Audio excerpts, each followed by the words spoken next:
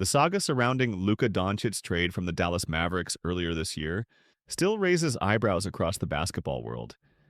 Fans, analysts, and even former players are trying to piece together the reasoning behind such a controversial decision. The Mavs move to part ways with one of the most talented players in the league, especially after years of investing in him, remains a mystery, particularly when you consider the financial fallout that could exceed $1 billion over the next decade had they not lucked out by landing the top pick in the 2024 NBA draft. Despite multiple attempts by Mavs GM Nico Harrison to explain the trade, the justifications have left many scratching their heads. He mentioned uncertainty over Doncic's commitment to a future extension, a desire to build a balanced roster capable of winning immediately, and the age-old adage that defense wins championships. But none of those points seem to address the underlying issue that, according to several insiders, is the true catalyst for the trade: Doncic's conditioning and how it had been mishandled by the team. Enter Kendrick Perkins, a former NBA champion with the 2008 Boston Celtics, who has his own take on the matter. Perkins has come out with a bold accusation, placing the blame squarely on Mavs owner Mark Cuban for enabling Doncic's poor conditioning and lack of discipline. In a recent episode of the Road Trip podcast, Perkins didn't mince words when explaining his views on Cuban's role in Doncic's rise to prominence and eventual downfall.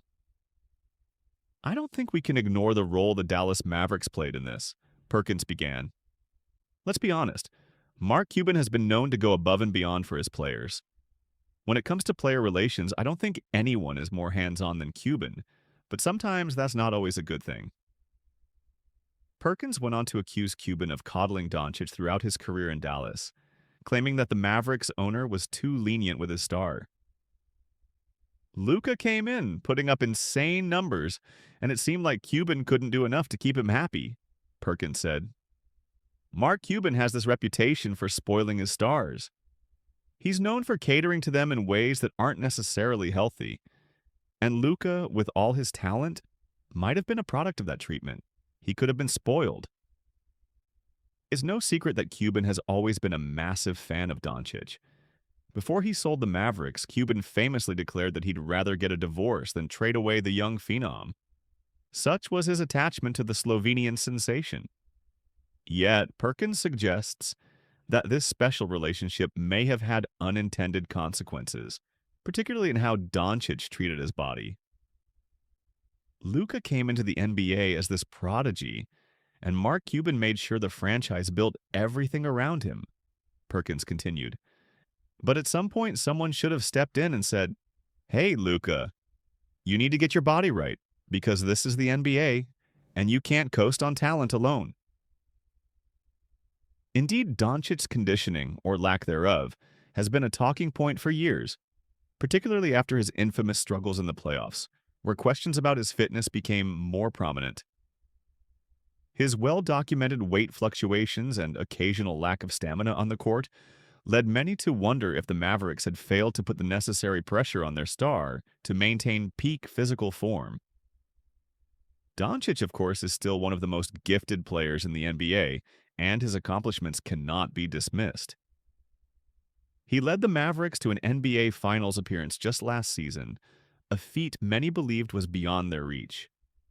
But Perkins argues that the franchise's obsession with keeping Doncic happy may have created an environment where there was little incentive to push him to be the best version of himself. When Cuban finally decided to sell the team to a new ownership group and Nico Harrison took the reins as GM, there was a shift in philosophy. According to Perkins, Harrison's management approach was a stark contrast to Cuban's. The new group didn't have that same emotional attachment. They looked at Luka and said, "This is a business, and we're trying to win now and in the future," Perkins speculated. At that point, they were probably fed up. They probably said, "Enough of the excuses." However, while the new management may have seen Doncic's conditioning as a liability, Perkins insists the problem stems from a larger cultural issue within the Mavericks organization. "This all started with Cuban and the way he treated Luka," Perkins said.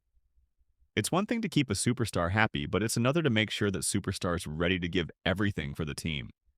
Luka might have had all the talent in the world, but he didn't have that relentless drive to get into the best shape possible. Yet, Perkins is quick to acknowledge that Doncic's potential was undeniable, and the Mavericks' inability to fully capitalize on that potential speaks volumes about the organization's approach over the years. Despite the issues, Doncic still shone bright, making every effort to drag the Mavs to the pinnacle of the NBA. This trade, it's not just about Luka, Perkins said. It's about the culture in Dallas. When you look at teams like the Celtics or Lakers, the culture is all about excellence. That means pushing your star players to be more than just great on the court. It's about demanding more in all aspects, and that includes conditioning. Luka never had that in Dallas.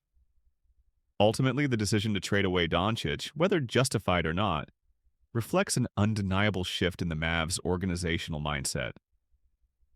While the future of the team rests on the potential of incoming stars like Cooper Flagg, the underlying question remains. Did Mark Cuban's special treatment of Luka Doncic, as Perkins suggests, play a significant role in derailing what could have been a championship-caliber era in Dallas? Time will tell, but one thing is certain. The Mavericks' handling of their superstar will forever be a cautionary tale in the NBA's ever-evolving landscape of star power and team dynamics.